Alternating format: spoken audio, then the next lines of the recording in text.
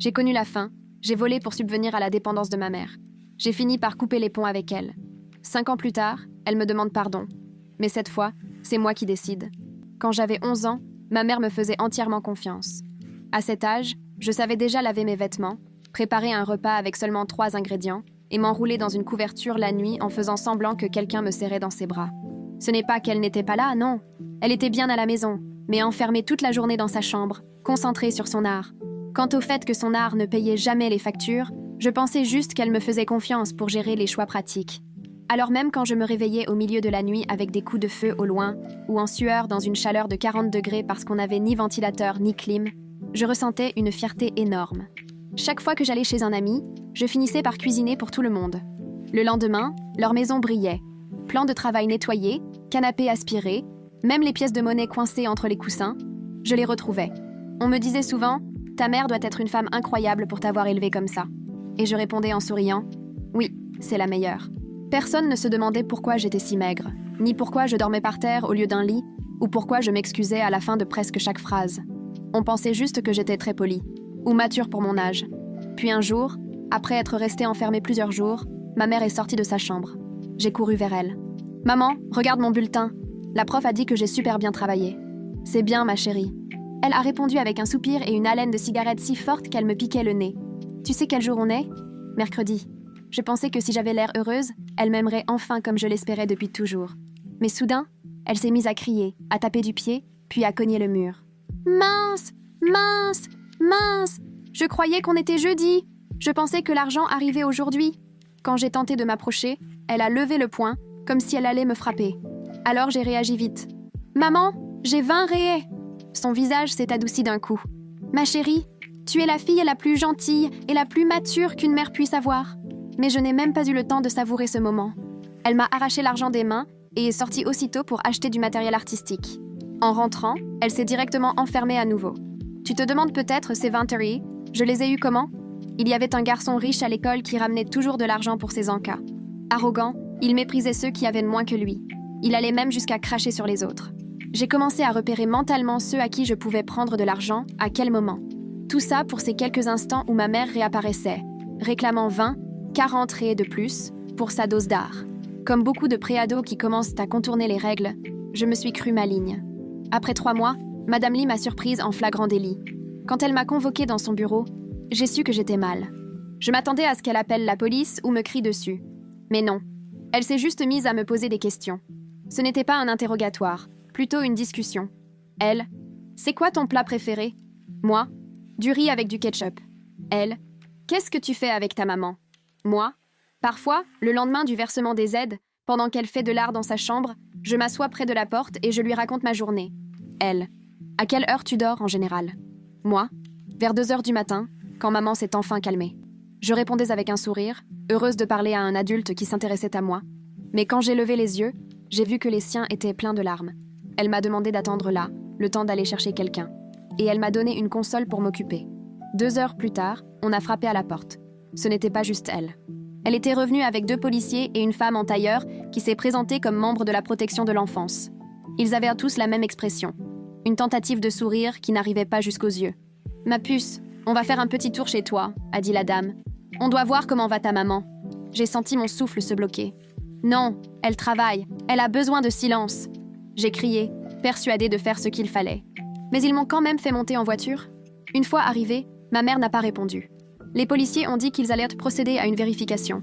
J'ai supplié qu'on ne la dérange pas, mais ils ont ouvert la porte quand même. Ma mère ne la verrouillait jamais. C'est moi qui ai frappé. « Maman, il y a des gens. » Aucune réponse. J'ai demandé qu'on la laisse tranquille. En vain. En quelques secondes, un policier a ouvert la porte. Ce que j'ai vu m'a laissé bouche bée. Pas de toile, pas de pinceau.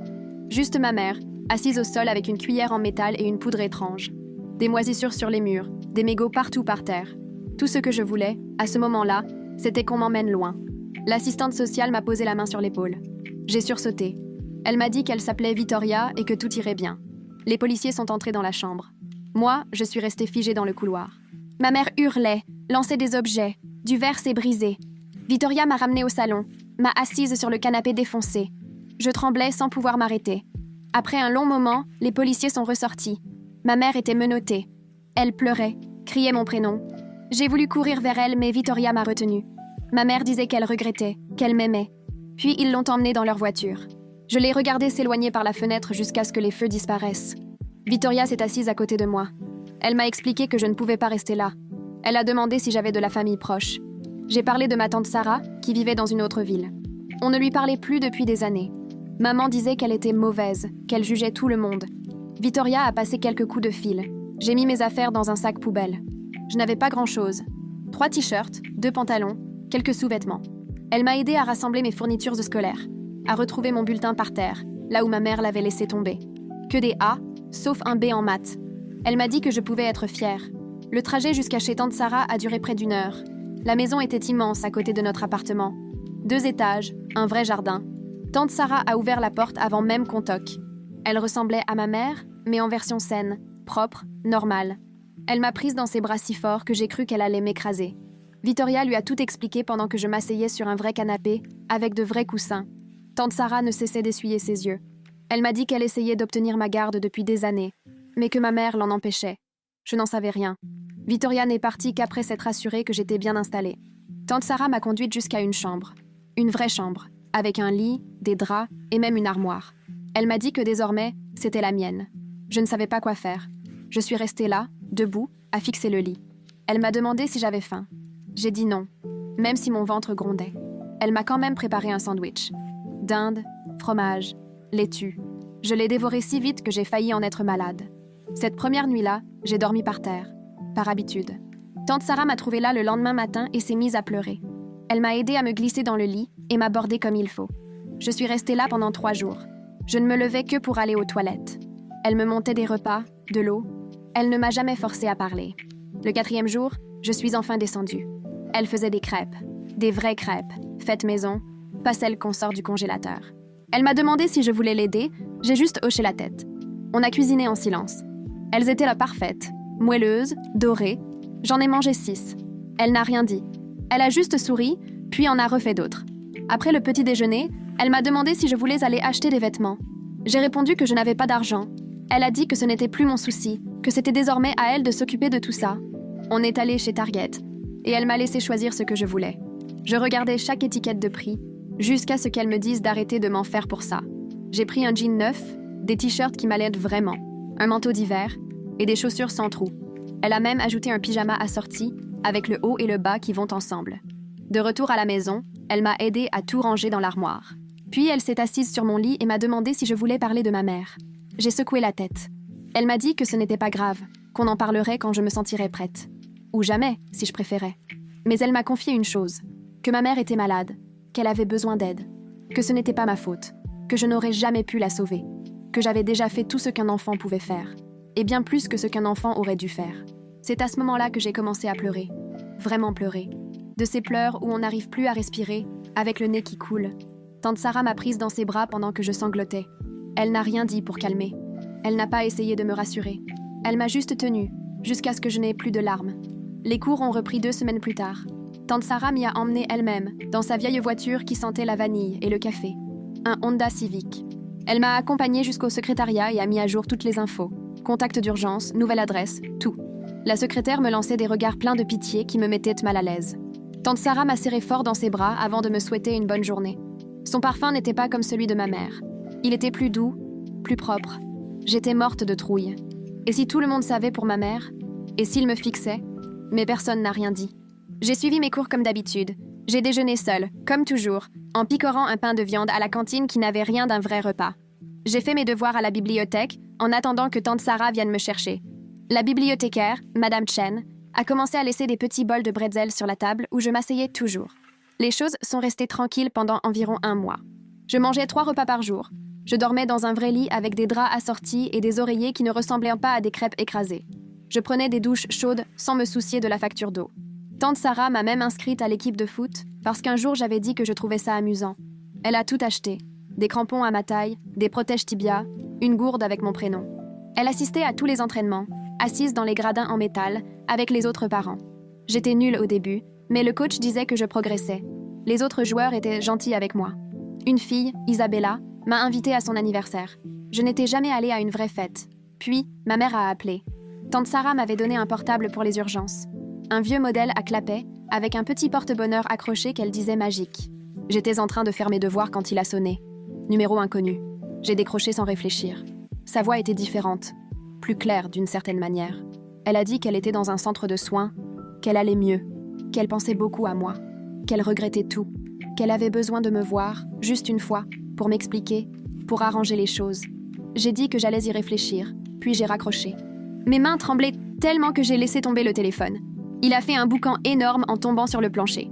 Je n'ai rien dit à tante Sarah à propos de cet appel. Je savais que je devrais lui en parler, mais j'avais peur qu'elle me prenne le téléphone. Ma mère a rappelé le lendemain, puis le surlendemain, toujours quand tante Sarah était au travail. Toujours les mêmes mots. Qu'elle m'aimait, qu'elle allait mieux, qu'elle avait besoin de me voir, juste une fois. Sa voix était douce, mais il y avait cette note pressée, cette nervosité derrière, comme une urgence déguisée en calme. Au bout du 5e jour, elle m'a dit qu'elle allait bientôt sortir, qu'on pourrait peut-être être une vraie famille, cette fois, qu'elle chercherait un travail, qu'elle louerait un bel appartement, qu'on aurait de la nourriture dans le frigo, du chauffage l'hiver. Tout ce dont j'avais toujours rêvé. Elle a même parlé d'adopter un chat. Elle se souvenait que j'en avais toujours voulu un, et j'ai commencé à y croire. J'ai arrêté de manger à l'école en disant que je voulais garder mon argent. J'ai menti à tante Sarah, prétendant que je n'avais pas faim le soir, que mon estomac me faisait mal à cause de l'entraînement. Je cachais la moitié de mon repas dans une serviette pour la jeter plus tard. Je voulais économiser, être prête, avoir de quoi aider ma mère à sa sortie. Les vieux réflexes ont la peau dure. Tante Sarah a remarqué que je maigrissais. Elle a pris rendez-vous chez le médecin. Le docteur a dit que j'étais en sous-nutrition et que je devais manger davantage. À partir de ce jour-là, elle a surveillé tous mes repas. S'est assurée que je finissais mon assiette. Alors, j'ai commencé à être créative. Je recrachais la nourriture dans mon verre de lait quand elle ne regardait pas, j'en cachais dans mes poches, j'en donnais à Bruce, son chien. Un Golden Retriever adorable qui gobait tout avec enthousiasme, pensant que c'était un jeu. Les appels de ma mère sont devenus encore plus fréquents, 3 fois par jour, parfois en pleine classe, avec le téléphone qui vibrait dans ma poche. Elle disait que l'endroit où elle était horrible, qu'on la traitait mal, que personne ne comprenait sa création, qu'elle devait sortir, qu'elle avait besoin de moi. Elle me demandait si je l'aimais encore, si j'étais encore sa petite fille, celle qui aidait toujours sa maman. Et moi, je disais oui à tout. Je ne pouvais pas m'en empêcher. Sa voix faisait tout vaciller. Elle me faisait oublier la douleur, me faisait me souvenir des rares fois où elle m'avait serré fort. Elle m'a rappelé la fois où elle s'était dite fière de moi parce que j'avais préparé le dîner. Ou celle où elle m'avait laissé dormir avec elle pendant un orage, ses bras autour de moi. Pour la première fois, je m'étais sentie en sécurité. Elle m'a donné une date, le 15 octobre, un mardi. Elle m'a dit qu'elle viendrait me chercher et qu'on partirait ensemble, loin, pour recommencer à zéro quelque part de nouveau. Peut-être en Californie, où il fait toujours beau et où je pourrais voir la mer. Je pourrais y étudier. Et elle allait vraiment arrêter cette fois. Cette fois, ce serait différent. Et je l'ai cru. Ou peut-être que je voulais y croire de toutes mes forces. C'est difficile de faire la différence quand on a 12 ans et qu'on est désespéré d'être aimé par sa mère. J'ai commencé à faire mon sac en cachette. Je mettais mes affaires petit à petit dans mon sac à dos, mon jean préféré, le sweat tout doux que tante Sarah m'avait offert. Je prenais des biscuits dans le placard quand elle ne regardait pas. Des barres de céréales, n'importe quoi qui ne périme pas vite. Je remplissais des bouteilles d'eau et les cachais sous mon lit. J'étais partagée entre la culpabilité et l'excitation. Ma mère me voulait avec elle. Elle me choisissait. Après tout ce qu'on avait vécu, elle voulait encore être ma maman.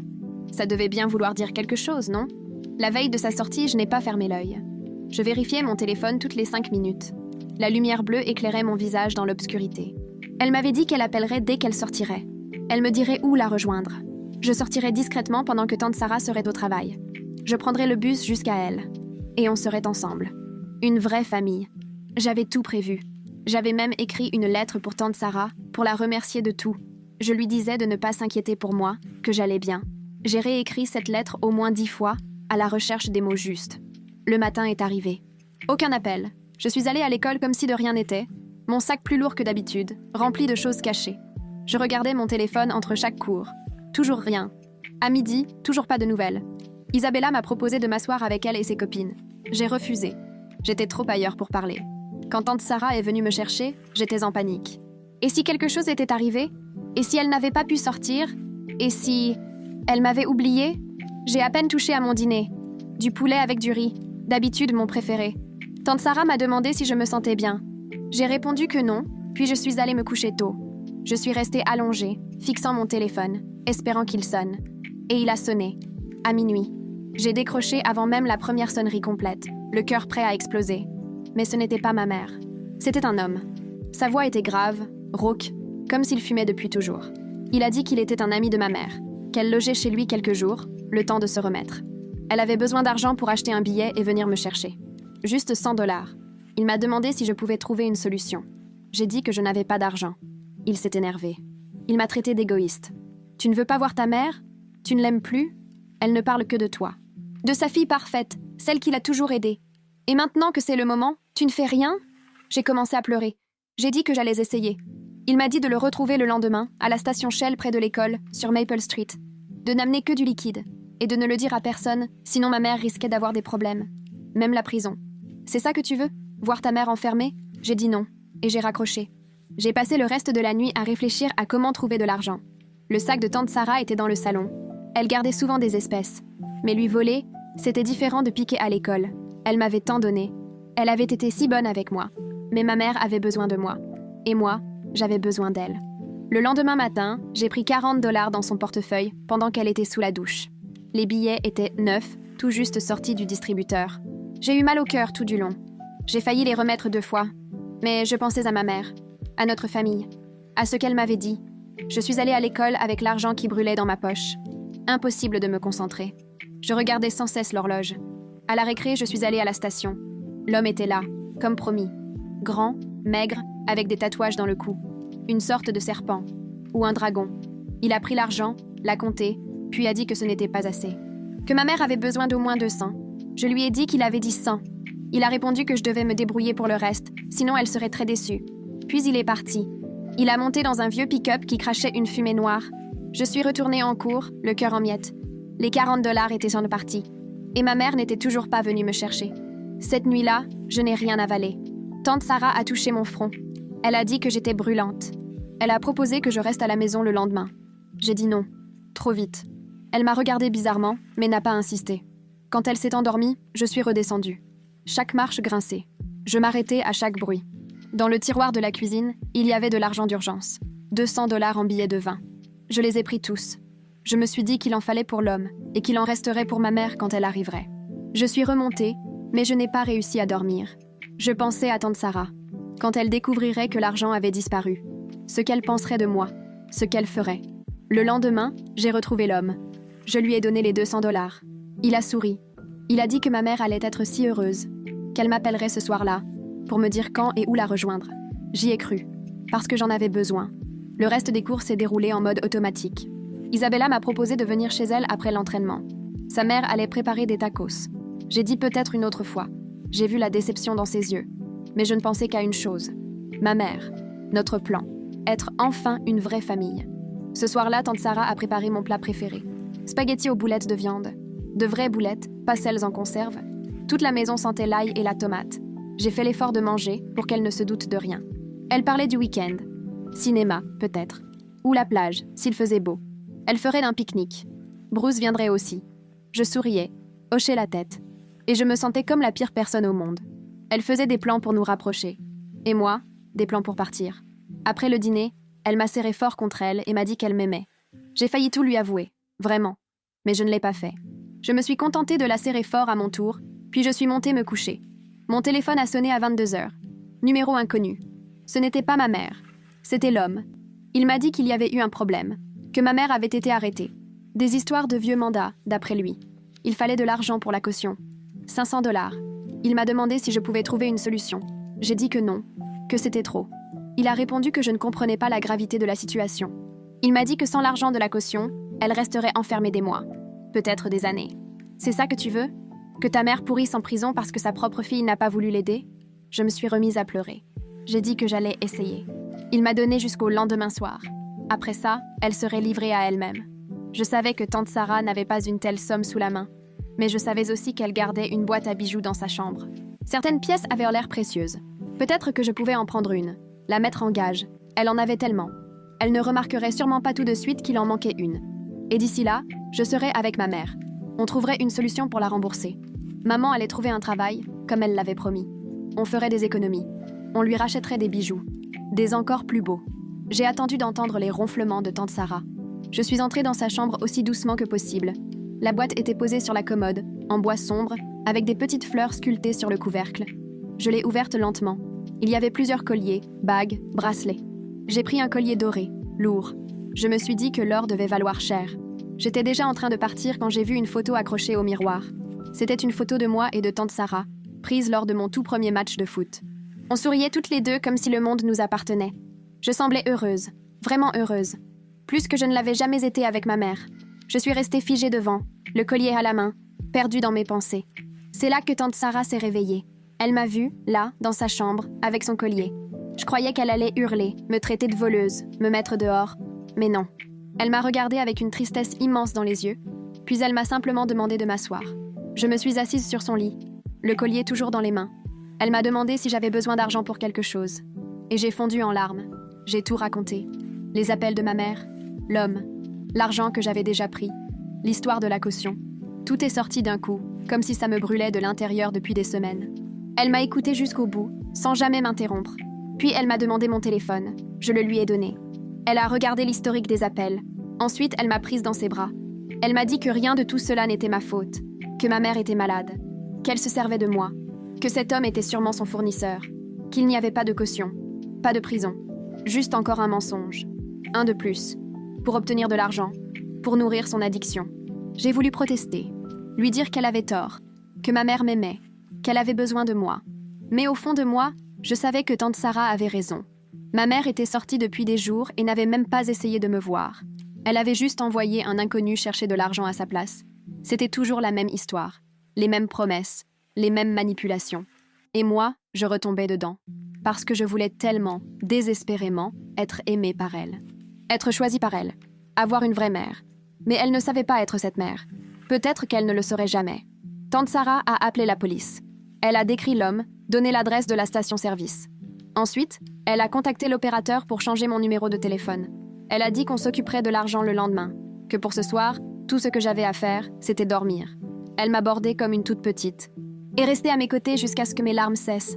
M'a dit qu'elle m'aimait, que j'étais en sécurité, que je n'avais plus à m'occuper de personne, si ce n'est de moi-même. Que maintenant, c'était à elle de prendre soin de moi, et qu'elle ne partirait nulle part. Les semaines suivantes ont été dures. Je m'attendais à voir ma mère surgir à tout moment, à la porte, exiger de me voir, mais elle n'est jamais venue. L'homme a été arrêté. Trafic. D'après la police, il a donné des informations sur ma mère. Elle était retombée, vivait avec d'autres personnes dans le même état. Peut-être qu'elle ne se souvenait même plus qu'elle m'avait appelée. Ou alors elle s'en souvenait, et elle s'en fichait. Ça faisait aussi mal. Tante Sarah m'a inscrite à une thérapie. Une psychologue, la docteure Martinez. Elle était spécialisée dans les enfants comme moi, ceux qui avaient dû grandir trop tôt, ceux qui avaient pris soin de leurs parents au lieu d'être protégés par eux. Son cabinet avait des fauteuils confortables, des boîtes de mouchoirs sur chaque table. Elle m'a appris ce que c'était, les limites. M'a expliqué que je n'étais pas responsable de sauver ma mère, qu'on ne peut pas aimer quelqu'un à sa place, que son addiction n'était pas ma faute, ni mon fardeau. C'est facile à comprendre avec la tête, beaucoup moins avec le cœur. J'ai commencé à mieux travailler à l'école.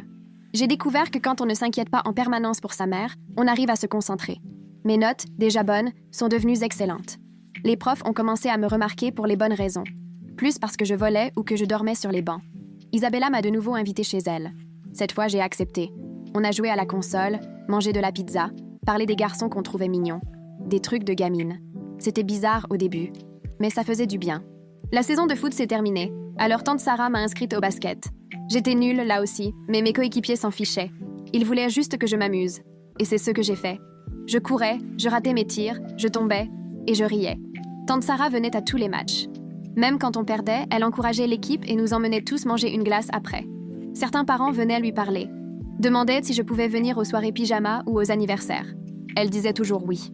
La docteure Martinez disait que je progressais, que j'apprenais enfin à être une enfant, pas une gardienne. Mais il y avait encore des jours difficiles. Des jours où ma mère me manquait à en avoir mal au ventre, où je ne pensais qu'aux bons souvenirs, en oubliant les mauvais, où je me demandais si j'avais abandonné trop vite, si j'aurais dû en faire plus, être meilleure.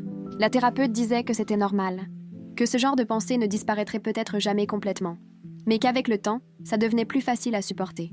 Et c'était vrai, petit à petit. Un jour, tante Sarah m'a demandé si je voulais aller voir ma mère. Elle était en cure de désintoxication, une vraie. Cette fois, elle était sobre depuis 60 jours. Sa thérapeute pensait que me revoir pourrait l'aider, mais seulement si j'étais d'accord, sans pression. J'y ai réfléchi pendant une semaine. J'ai changé d'avis une dizaine de fois. Et puis j'ai dit oui. J'avais besoin de voir par moi-même, de savoir si, cette fois, c'était réel. Ou juste un autre mensonge. La clinique était belle, propre, lumineuse, pleine de fenêtres. Rien à voir avec ce que j'imaginais. Ma mère m'attendait dans la salle des visites. Elle avait l'air différente, en meilleure santé. Sa peau était propre, ses cheveux lavés. Elle avait repris un peu de poids, et ça lui allait bien. Quand elle m'a vue, elle s'est mise à pleurer. Moi aussi. On s'est prises dans les bras longtemps. Elle sentait le savon, pas la cigarette. Elle avait l'air solide, pas fragile. Quand on s'est assise, elle m'a pris les mains. Elle s'est excusée. Pour tout. Elle a dit qu'elle comprendrait si je la détestais. Qu'elle avait été une mère terrible. Qu'elle m'avait fait vivre des choses qu'aucun enfant ne devrait connaître. Qu'elle en était profondément désolée. Je lui ai dit que je ne la détestais pas. Que je l'aimais. Que je l'avais toujours aimée. Même quand tout allait mal. Surtout quand ça allait mal. Elle a pleuré encore plus. Elle a dit qu'elle ne méritait pas mon amour. Mais qu'elle en était reconnaissante. Qu'elle faisait de son mieux pour changer. Qu'elle allait aux réunions. Prenait ses médicaments. Apprenait à affronter ses problèmes sans se noyer dans les dépendances. Qu'elle voulait devenir la mère que je méritais. Même si ça prenait des années. Même si je ne lui faisais plus jamais confiance. Elle voulait essayer. On a parlé pendant 1 heure. De l'école, du basket, de tante Sarah. Elle m'a dit qu'elle était heureuse que je sois avec Sarah.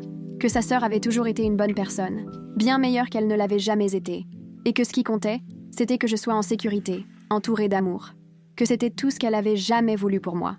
Quand l'heure de partir est arrivée, on s'est de nouveau prises dans les bras. Elle m'a dit qu'elle m'aimait, qu'elle m'aimerait toujours, qu'elle appellerait quand la clinique l'autoriserait, qu'elle m'écrirait aussi, si je le souhaitais. Pas de pression. Ma guérison passait avant tout. Elle attendrait le temps qu'il faudrait. Tante Sarah m'a ramenée en silence. Elle m'a laissé digérer tout ça à mon rythme. Une fois à la maison, elle a préparé du chocolat chaud. On s'est assises sur le canapé. Je lui ai raconté tout ce qui s'était passé, à quel point ma mère semblait changer, qu'elle s'était excusée, qu'elle avait dit vouloir vraiment changer. Tante Sarah a hoché la tête. Elle a dit qu'elle espérait que ce soit vrai, qu'elle espérait que ma mère tienne bon, mais que, désormais, on vivrait un jour à la fois, sans attente, sans pression, juste voir ce que l'avenir nous réservait. Ma mère a tenu parole. Elle appelait 1 fois par semaine, tous les dimanches à 15h. On parlait de choses simples. L'école, mes amis, les livres que je lisais. Elle me racontait sa rééducation, les étapes franchies, la formation professionnelle qu'elle avait commencée, l'appartement qu'elle espérait avoir en sortant. Des petites choses, banales, mais pleines d'espoir.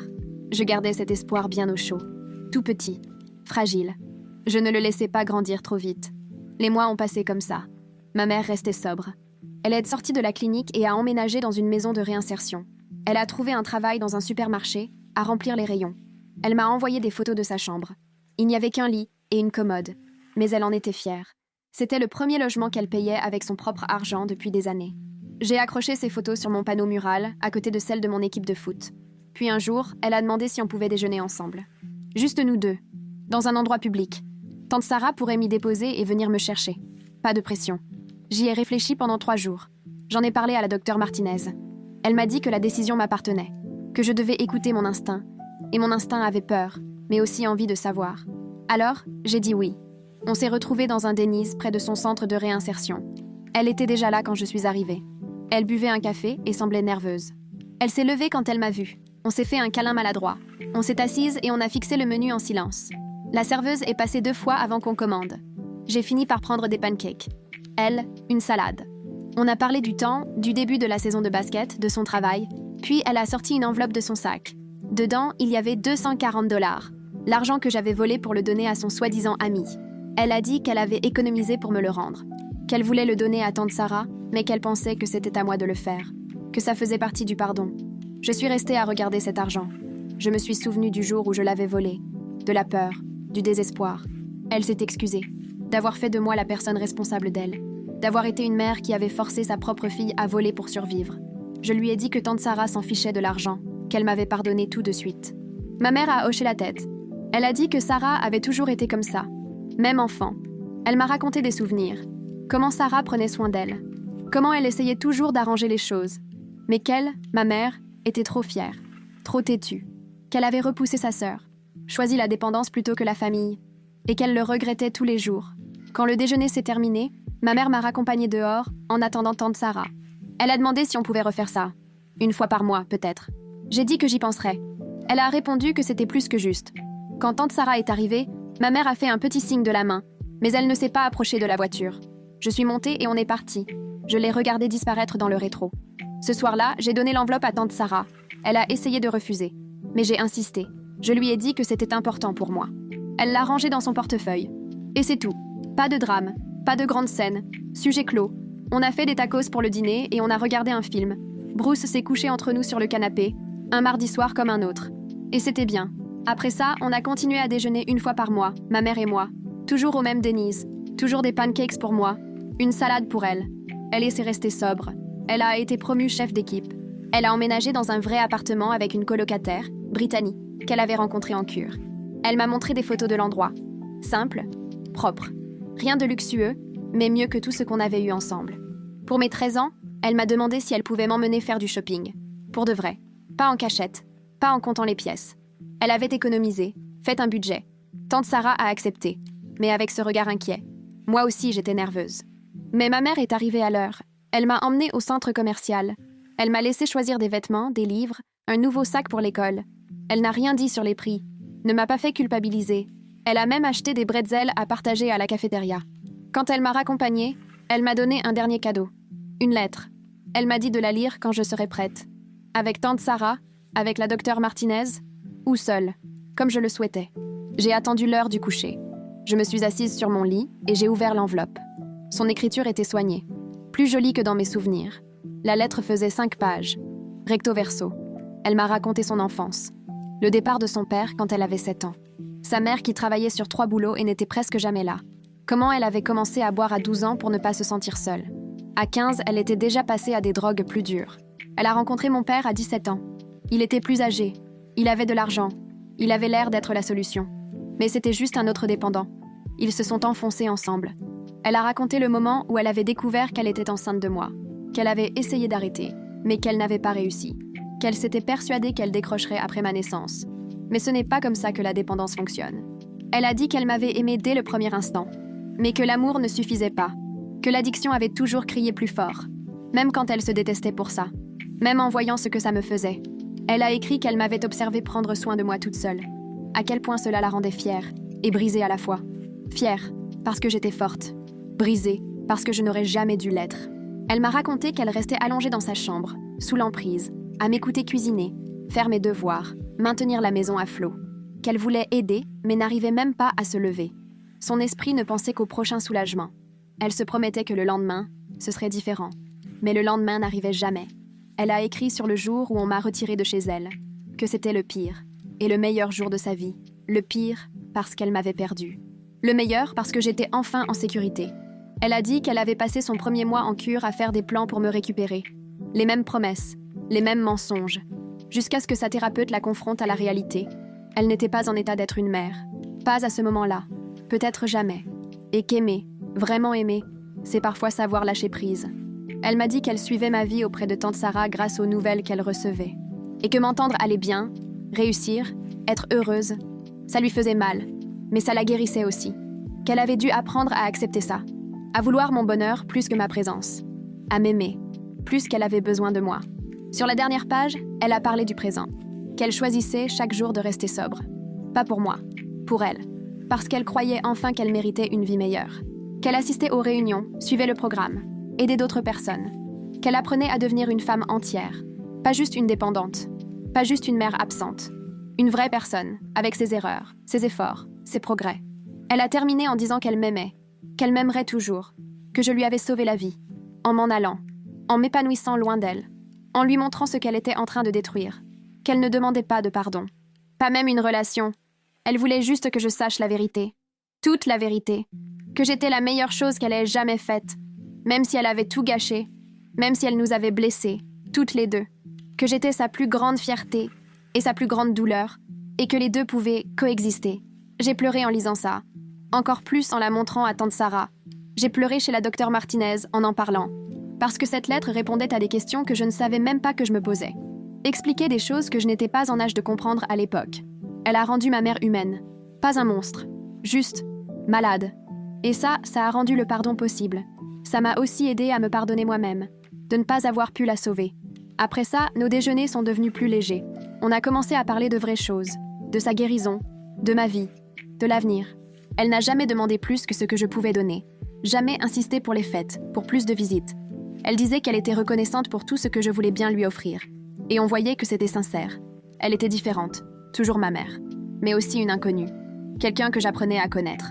En seconde, j'ai intégré l'équipe principale de basket. Ma mère est venue à un match. Elle s'est assise tout au fond, avec les autres parents. Elle n'a pas tenté de parler à tante Sarah. N'a causé aucun souci. Elle a juste regardé, a applaudi quand j'ai marqué un panier. Puis elle est partie avant que je puisse la retrouver. Après, elle m'a envoyé un message. Elle a dit qu'elle était fière. Et c'est tout. Simple. Parfait. Pas de drame. Pas d'attente. Juste du soutien. Elle a commencé à venir à d'autres matchs. Toujours au fond. Toujours discrète. Parfois, je lui faisais un signe. Parfois, je ne la voyais même pas, concentrée dans le jeu. Et c'était bien comme ça. Elle venait parce qu'elle le voulait. Pas parce qu'elle devait. Ni parce que moi, j'en avais besoin. Juste. Parce que. En première, elle a eu son propre chez elle. Sans colocataire. Juste elle. Et une chatte, Harley. Elle a été promue assistante gérante. Elle avait une mutuelle. Un compte épargne. Des trucs normaux. Des trucs d'adultes. Un vrai miracle. Elle m'a invitée à dîner chez elle. Elle a dit que tante Sarah pouvait venir aussi, pour que je me sente en sécurité. J'ai dit que j'y réfléchirais. Il m'a fallu un mois pour décider. La docteure Martinez m'a dit que je n'avais pas besoin de me presser, qu'il n'y avait pas de bonne ou de mauvaise réponse. Juste ce qui me faisait me sentir bien. Alors j'y suis allée. Tante Sarah m'a déposée, mais elle n'est pas entrée. Elle m'a dit que ce moment m'appartenait, qu'elle attendrait dans la voiture si besoin. Ma mère avait préparé des spaghettis, vraiment cuisinés, avec une sauce maison. Tomates, basilic, ail. On a dîné. On a parlé de l'école, de sa chatte, de tout, sauf du passé. C'était agréable, étrange, mais agréable. J'ai commencé à y aller une fois par mois, parfois deux. Je prévenais toujours tante Sarah, toujours mon téléphone sur moi, toujours un plan de secours, mais je n'en ai jamais eu besoin. Ma mère gardait tout léger, sûr. Elle me montrait qu'elle pouvait être fiable, du moins pour ça, pour l'instant. Et c'était suffisant, c'était énorme, c'était tout. Pour mon année de terminale, elle est venue à ma remise de diplôme. Cette fois, elle s'est assise avec tous les autres. Elle ne s'est pas cachée. Elle ne s'est pas enfuie. Elle était là. Elle a pris des photos quand je suis montée sur scène. Elle m'a serrée dans ses bras. Rapidement, avec tendresse. Elle m'a dit qu'elle m'aimait, qu'elle était fière, qu'on se verrait au déjeuner la semaine suivante. Et elle est partie. Elle n'a pas essayé de s'incruster dans la fête de famille. Elle n'a pas cherché à attirer l'attention. Elle a juste été là. Puis elle est repartie. Parfait. Aujourd'hui, je suis à la fac. Université d'État, à 2 heures de route de chez moi. Chez moi, c'est chez tante Sarah. Et ça le sera toujours. Ma mère et moi, on s'écrit parfois. On déjeune ensemble quand je suis de retour en ville. Elle est sobre depuis 6 ans. Elle a sa vie. Des amis dans son groupe de soutien. Un copain, Kyle. Sobre lui aussi. Elle est gérante. Elle a des soucis normaux. La voiture en panne, les impôts. Rien à voir avec avant. Un jour, elle m'a demandé si je l'appellerais à nouveau « maman » un jour. Depuis que je vis chez tante Sarah, je l'appelle par son prénom. C'est automatique. Maman, c'est trop lourd, trop chargé d'histoire. Je lui ai dit peut-être, si un jour ça me semble juste. Elle m'a répondu qu'elle comprenait, que son prénom suffisait, que le simple fait que je sois dans sa vie, c'était déjà plus que ce qu'elle méritait. Et elle le pensait vraiment. Tante Sarah est toujours tante Sarah. Elle vient toujours à mes matchs. Elle vérifie toujours que je mange bien. Elle me serre toujours un peu trop fort quand je rentre pour les vacances. Elle est ma mère. Vraiment, dans tout ce qui compte. Elle ne m'a jamais adoptée officiellement. Elle a dit qu'il ne fallait pas de papier pour aimer un enfant, pour être une famille. Et elle avait raison. Le lien du sang crée des proches. Mais c'est le choix, qui crée une famille. Et elle m'a choisi, tous les jours. Elle continue de me choisir. J'étudie le travail social. Je veux aider des enfants comme moi, des enfants qui ont grandi seuls, qui s'occupent de parents incapables de s'occuper d'eux, qui mentent, volent, ont faim, juste pour survivre, qui croient que l'amour, c'est se sacrifier, qui pensent qu'ils ne méritent pas d'être sauvés. La docteure Martinez dit que je serai douée pour ça, que mon vécu peut servir à aider les autres, que la douleur peut devenir un but. Peut-être qu'elle a raison. Ma mère m'envoie des cartes pour les fêtes. Elle m'appelle pour mon anniversaire. Elle vient aux événements importants quand elle est invitée. Elle reste à l'écart quand elle ne l'est pas. Aujourd'hui, on a des limites. Claires, saines. Elle les respecte. Et moi, je respecte sa guérison. On n'est pas vraiment mère et fille. Pas vraiment amis non plus. Quelque chose entre les deux. Quelque chose qu'on a construit ensemble. Quelque chose qui fonctionne pour nous. Parfois, je pense à cette petite fille de 11 ans. Celle qui faisait du riz au ketchup, dormait sur le sol, volait pour survivre, et croyait que tout ça, c'était normal. Que c'était ça, l'amour. Et c'en était. D'une certaine manière, elle était aimée. Juste, pas de la façon dont elle avait besoin, pas de la façon qu'elle méritait. Mais elle a survécu. Elle s'est échappée. Elle a eu tante Sarah. Et la docteure Martinez. Elle a eu des coéquipiers, des amis. Elle a eu une vie. Une vraie vie. Une belle vie. Et parfois, quand sa mère l'appelle juste pour dire bonjour, juste pour entendre sa voix, juste pour exister dans le même espace pendant quelques minutes, elle se souvient que l'amour, c'est compliqué, que des gens peuvent être malades et nous aimer quand même, et qu'on peut les aimer en retour, sans s'oublier au passage. Que pardonner ne veut pas dire oublier, que avancer, ce n'est pas revenir en arrière, que la famille, c'est ce qu'on construit, ceux qui choisissent d'être là, ceux qui restent. Alors voilà, c'est mon histoire. Une fille qui s'est élevée toute seule, une mère qui a choisi ses démons, une tante qui a choisi de m'aimer. Ce n'est pas un conte de fées, ni une tragédie sans fin, c'est juste la vérité, juste la vie, ce qui s'est passé, ce qui se passe encore, et ce qui, peut-être, arrivera un jour. Un jour après l'autre, un choix à la fois, un déjeuner à la fois, et c'est suffisant, plus que suffisant, c'est tout.